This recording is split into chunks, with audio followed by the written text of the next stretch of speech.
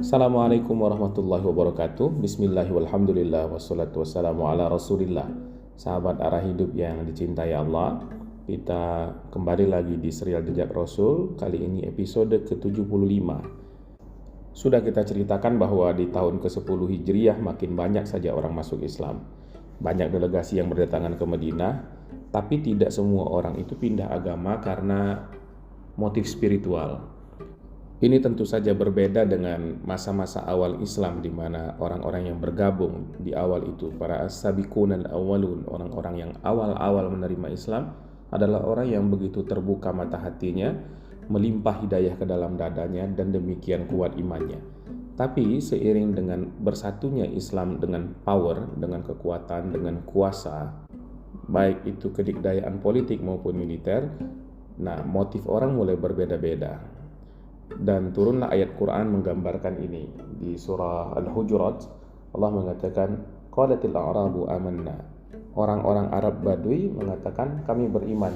Qul, katakan wahai Nabi kepada mereka, lam tu'minu, kamu belum beriman. Walakin qulu aslamna, tapi kamu boleh mengklaim bahwa kami sudah Islam. Walamma yadkhulul imanu fi qulubikum, tapi iman belum lagi masuk ke dalam hati engkau semua. Wa in tuti'ullaha wa rasulah la yalitkum min a'malikum syai'a. Tapi kalau kamu taat kepada Allah dan Rasulnya, dia tidak akan kurangi sedikit pun pahala yang akan dia berikan kepada amal-amalmu itu. Innallaha ghafurur rahim. Sungguh Allah itu Maha Pengampun, Maha Penyayang. Nah, di sini terlihat ada orang yang Islamnya itu pada tahapan yang basic sekali, dasar sekali. Dia hanya tunduk berislam tapi belum punya iman. Dia belum yakin betul, tapi dia memutuskan untuk berafiliasi kepada agama ini. Nah, orang-orang seperti ini walaupun agak hampa ya, tunduk tanpa iman itu, tapi asal dia mengikuti aturan Allah dan Rasulnya, dia patuhi semua perintahnya, dia jauhi yang dilarang, dia kerjakan yang boleh-boleh saja, yang haram-haram dia tinggalkan. Apa kata Allah? Wa in tuti'ullaha wa rasulahu la yalitkum min a'malikum syai'a. Kalau taat kepada Allah dan Rasulnya seperti itu saja, pahala juga tetap akan diberi oleh Allah Subhanahu wa taala tanpa dikurangi. Di atas itu tentu banyak lagi tingkatan-tingkatan keislaman seseorang. Ada yang disebut sebagai orang beriman, ada yang disebut sebagai orang yang berihsan atau muhsin, dan seterusnya. Jadi tidak sama semua orang Islam ini kedudukannya di hadapan Allah Subhanahu wa taala. Ada hierarkinya, ada tingkatan-tingkatan dan level-levelnya. Semua itu bergantung kepada berapa dalam ilmunya, berapa dalam pemahamannya, dan berapa dalam amalnya, yang bisa kita ringkas dalam satu kalimat, yakni takwa. Allah mengatakan, inna akramakum indallahi atqakum. Yang paling baik di antara engkau, yang paling karim, yang paling mulia di antara kamu adalah yang paling besar ketakwaannya. Semua kenyataan itu bahwa orang Islam tidaklah sama seperti generasi awal mutunya, ketika orang Islam masih sedikit dan begitu kuatnya soliditas keimanan di dalam hati mereka. Nabi pun menyampaikan banyak hal kepada para sahabat, petuah-petuah yang diharapkan akan menjadi bekalan bagi mereka dan bagi generasi setelahnya sepeninggal Rasulullah SAW. Misal Nabi berkata, khairun nas qarni, maladina yalunahum, thumma ladina yalunahum. Dalam hadis yang diriwayatkan Imam Bukhari maupun Imam Muslim ini, Rasul mengatakan sebaik-baik manusia itu ada pada generasiku, kemudian generasi yang setelahnya, dan generasi yang datang setelah mereka. Inilah yang kita kenal dengan generasi sahabat, generasi tabi'in, dan tabi'ut tabi'in atau tabi'ul atsba', yang kita himpun mereka dengan satu sebutan, yakni generasi salafus saleh, generasi orang-orang dahulu yang saleh. Mereka inilah yang kita ambil teladan-teladannya, kita ambil sunnah-sunnahnya. Jadi semakin ke ujung generasi itu sebenarnya semakin kurang mutu keislamannya.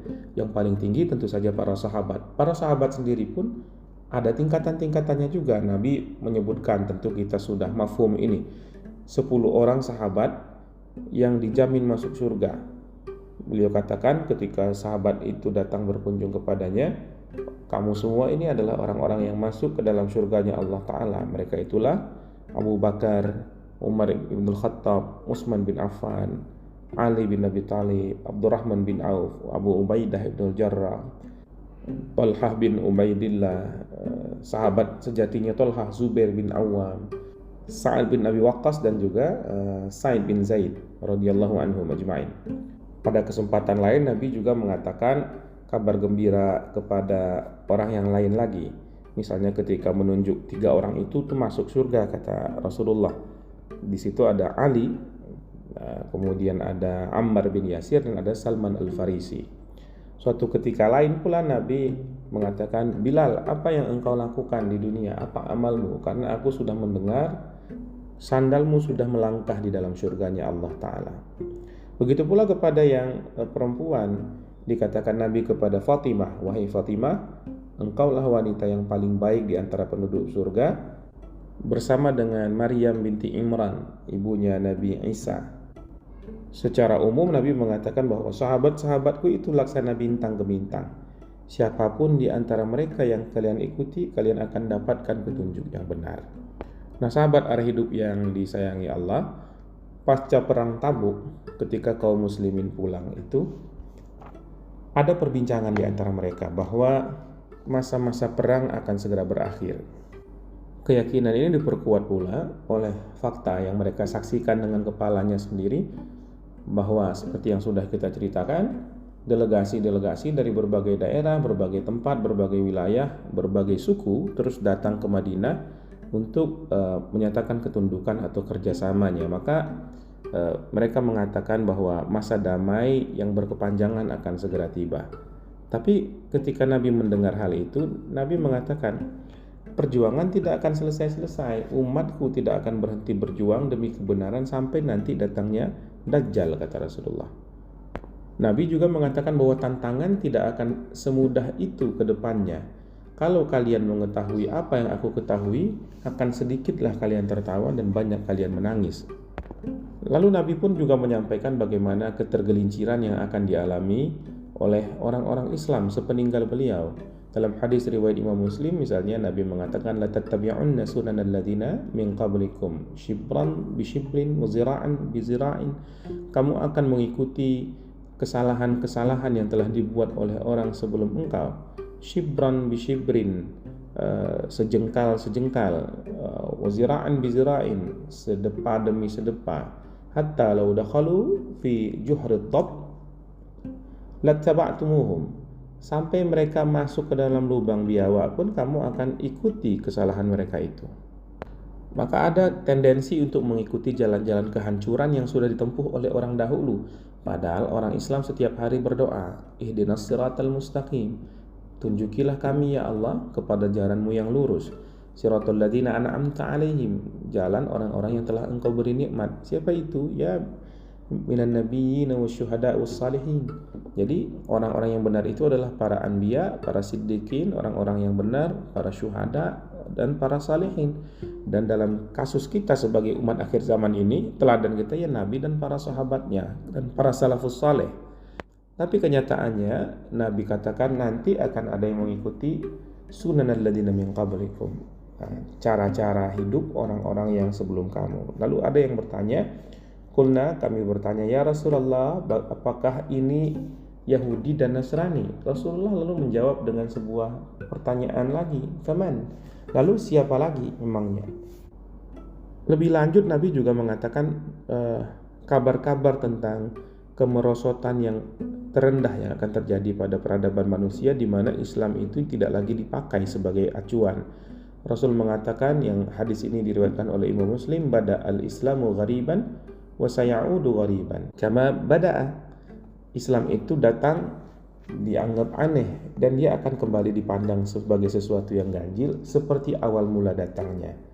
Tapi Rasul katakan fatuba lil ghuraba, maka beruntunglah pada saat itu orang-orang yang dianggap asing dan aneh itu.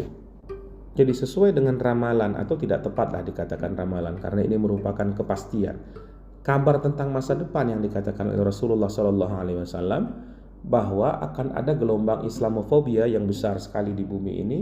Dikala itu orang-orang menganggap orang yang komit kepada ajaran Islam itu sebagai orang-orang aneh. Nasib Islam pada saat itu akan sama seperti awal-awal datangnya, dikucilkan, dipandang miring, dan kemudian dicurigai. akan terjadi juga penyimpangan-penyimpangan di dalam sejarah, distorsi dalam agama ini. Tapi Rasul juga mengabarkan berita gembiranya seperti yang disampaikan hadisnya oleh Abu Daud, hadis sahih ya, innallaha yab'atsu li hadhil ummah ala ra'si kulli mi'atin sanah man yujaddidu laha dinaha. Sesungguhnya Allah Subhanahu wa taala akan mengutus bagi umat ini pada pangkal setiap 100 tahun seseorang atau sekelompok orang, bisa juga dimaknai begitu, yang akan yujaddidu laha dinaha, yang akan memberikan tajdid, memberikan pembaharuan, penyegaran, reorientasi, rekalibrasi, pemurnian kembali, revitalisasi agama ini. Karena itulah maka siklus keberantakan di dalam peradaban umat Islam itu akan berakhir tiap 100 tahun saja.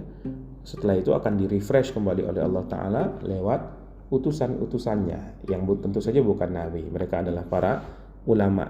Ulama warasatul anbiya. Sesungguhnya para ulama itulah yang mewarisi para nabi. Bahkan Nabi sebut orang-orang di akhir zaman itu sebagai saudaranya. Nabi menyebut tentang saudaranya. Para sahabat lalu bertanya, ya Rasulullah, kami ini kan saudaramu. Bukan, kata Rasulullah, kamu sahabatku. Yang jadi saudaraku itu adalah orang-orang yang berteguh iman di akhir zaman. Mereka tidak pernah bertemu denganku seperti engkau, tapi mereka amat yakin terhadap apa yang aku ajarkan. Semoga sahabat-sahabat arah hidup semua, saya juga tentunya berharap bisa menjadi yang disebut sebagai saudaranya Rasulullah SAW tersebut. Dan Nabi juga menyampaikan banyak berita eskatologis, berita akhir zaman. Beliau katakan nanti ketika kejahatan umat manusia ini sudah sampai pada puncaknya, akan muncul seorang khalifah terakhir yang disebut sebagai Al-Mahdi. Kita kenal ini Imam Mahdi ya. Mahdi artinya adalah orang yang mendapatkan petunjuk, dari kata hidayah gitu.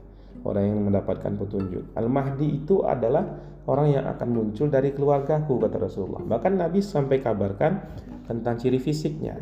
Digambarkan dalam hadis Abu Daud itu, dahinya lebar, hidungnya mancung seperti paruh burung elang. Dia akan memenuhi bumi dengan kebaikan dan keadilan setelah sebelumnya bumi itu penuh dengan kebatilan dan kezaliman, dan dia akan berkuasa lamanya 7 tahun saja. Setelah itu, kata Nabi, akan datang Dajjal. Hadis riwayat Muslim mengatakan Dajjal itu laki-laki, mata kanannya buta, seluruh putih matanya itu hilang, dan matanya itu seperti buah anggur. Dia akan menyebarkan banyak kerusakan di muka bumi. Dia sangat kuat, dia punya banyak pengikut. Namun akan ada sekelompok orang yang berjuang untuk terus melawannya. Nah itu kan kata Nabi, perjuangan umat Islam itu adalah perjuangan yang tidak ada hentinya. Sampailah pada satu titik umat itu terpaksa berperang, lalu mereka bersiap-siap. Pada saat itu mereka merapatkan barisan sholat, turunlah Isa putra Maryam. Begitu Isa alaihissalam turun, Dajjal yang begitu saktinya itu akan meleleh badannya melihat beliau. Di tangan Nabi Isa alaihissalam pula lah riwayat sang Dajjal itu akan berakhir. Kabar-kabar seperti ini bagaikan lorong waktu bagi orang beriman. Kaum mukminin seolah hidup tanpa sekat-sekat waktu yang signifikan. Memang badannya tentu terkurung di dalam waktu yang ditakdirkan untuknya, masa-masa kehidupannya, masa sekarangnya. Tapi dia bisa melihat jauh ke masa lalu berdasarkan kabar-kabar yang diberikan oleh Al-Quran, yang diajarkan oleh Rasulullah SAW dalam hadis-hadisnya. Dan bisa juga melihat jauh ke depan dan mengetahui bagaimana dunia ini lewat berita-berita eskatologis yang juga disampaikan oleh Rasulullah SAW. Dengan demikian, umat Islam merasakan sebuah kepastian. Sejarah itu bukan jadi hal yang terlalu misteri secara global ya bagi umat Islam. Tentu detail-detailnya tidak diketahui. Tapi kira-kira apa yang terjadi di masa depan dan kemudian apa yang bisa menjadi pelajaran dari masa dahulu, semuanya terpampang nyata di hadapan kaum mukminin. Bahkan satu ketika harus ada dalam tanda kutip sandiwara tanya jawab antara Jibril dan Nabi Muhammad SAW. Jibril bertanya kepada Nabi beberapa hal bukan karena dia tidak tahu, tapi untuk menegaskan betapa pentingnya hal-hal yang beliau tanyakan ini di depan para sahabat Nabi. Jadi Jibril mengunjungi Nabi tidak dalam bentuk yang gaib, tidak dalam bentuk aslinya, tapi menyerupakan diri dengan manusia yang sangat tampan, rambutnya sangat hitam, bajunya sangat putih, sebagaimana diceritakan oleh sahabat Nabi yang mulia Umar bin Khattab radhiyallahu anhu, bahwa datanglah seorang yang seperti kita gambarkan tadi, rambut hitam, baju putih, bersih, tidak terlihat tanda-tanda habis berperjalanan dan tidak dikenali oleh satu orang pun sahabat, datang kepada Nabi, duduk di hadapannya, meletakkan tangannya di paha Nabi, mendekatkan lututnya dengan lutut Nabi, lalu berkata, tidak memanggil sebagai Rasul tapi memanggil nama, "Hai Muhammad, terangkan padaku apa itu Islam." Lalu Nabi jawab dengan rukun Islam. Orang Islam itu ya bersaksi bahwa tiada Tuhan selain Allah, Muhammad utusannya, dia dirikan sholat, dia keluarkan zakat dari hartanya, dia berpuasa di bulan Ramadan, dan dia akan berhaji ke tanah suci apabila dia mampu. Orang itu berkata, "Shadaqta." Kata Umar, "Fa'ajabna lahu." Kami takjub betul sama orang ini. Siapa sih berani sekali bicara dengan Rasulullah? Nanya, tapi seperti menguji. Ketika dijawab malah bilang, "Shadaqta, engkau benar." Nah, kemudian bertanya lagi, apa itu iman? Lalu Rasul menjawab dengan rukun iman 6 yang kita ketahui sekarang itu. Kemudian bertanya lagi tentang ihsan, apa itu perbuatan baik? Rasul mengatakan, "Anta'budallaha ka'annaka tarahu fa illam takun tarahu fa innahu yarak." Engkau beribadah kepada Allah Subhanahu wa taala seperti melihatnya, dan kalau engkau tidak melihatnya, engkau yakin betul bahwa dia pasti melihat engkau. Nah, kemudian beritahu lagi saya apa itu atau kapan itu terjadinya kiamat. Kata Rasulullah, kita sama-sama nggak tahu. Kalau tandanya bagaimana? Kata Jibril lagi. Nah, tandanya adalah kalau budak perempuan melahirkan anak majikannya. Nanti tentu sahabat arah hidup semua bisa cari informasi tentang hadis ini dan keterangannya, apa sih maksudnya budak yang melahirkan tuannya itu bagaimana. Lalu Rasul juga katakan, orang-orang yang dulunya bertelanjang kaki, miskin, itu membangun gedung-gedung pencakar langit. Yang dalam keterangan di hadis lainnya, orang-orang yang dimaksud orang miskin dan bertelanjang kaki itu orang-orang Arab. Dan sekarang toh orang Arab memang sudah punya gedung-gedung pencakar langit yang sangat tinggi-tinggi ya. Kemudian orang asing tadi itu pun pergi. Nabi tanya, "Umar, engkau tahu siapa yang nanya tadi?" Umar katakan, "Allah dan Rasulnya lah yang lebih tahu." Nah, kata Nabi, "Itulah Jibril. Dia datang kepada kalian untuk mengajari kalian tentang perihal agama kalian ini."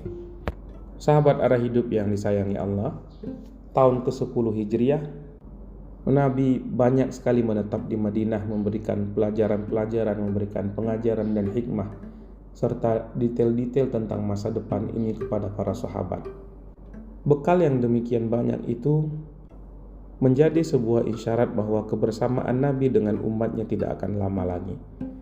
Tempo hari sudah kita ceritakan bagaimana ketika Nabi agak lambat di subuh hari, kemudian sholat diimami oleh Abdurrahman bin Auf. Nabi yang datang masbuk, kemudian Abdurrahman bin Auf ingin mundur dari posisi imam, lalu Nabi beri isyarat terus saja. Lalu Nabi sempurnakan sholat beliau 1 rakaat yang tertinggal itu. Bersabdalah beliau kepada sahabat-sahabatnya, "Sudah betul yang kalian lakukan. Seorang Nabi itu tidak akan menjumpai kematiannya sebelum dia diimami oleh salah seorang paling soleh di antara pengikut-pengikutnya." Nabi kita SAW bercirikan satu sifat tabligh, menyampaikan. Dia juga bersifat amanah. Bahkan gelarnya sebelum menjadi Nabi adalah Al-Amin, orang yang dapat dipercaya, orang yang berintegritas, orang yang akan melakukan semua tugas-tugasnya dengan sempurna. Maka atas tablighnya dan amanahnya itu, dia perlu menyampaikan bekal yang cukup, dia perlu menyampaikan seluruh ajaran Islam yang telah diamanahkan Tuhan kepadanya sebelum akhir hidupnya. Episode selanjutnya insya Allah akan kita bicarakan tentang haji wada, haji perpisahan, haji terakhir di kehidupan Rasulullah Sallallahu Alaihi Wasallam. Mudah-mudahan Allah berikan kekuatan dan kesempatan untuk kita meneruskan serial kita ini. Subhanakallahumma wa bihamdika asyhadu an la ilaha illa anta astaghfiruka wa atubu ilaik. Assalamualaikum warahmatullahi wabarakatuh.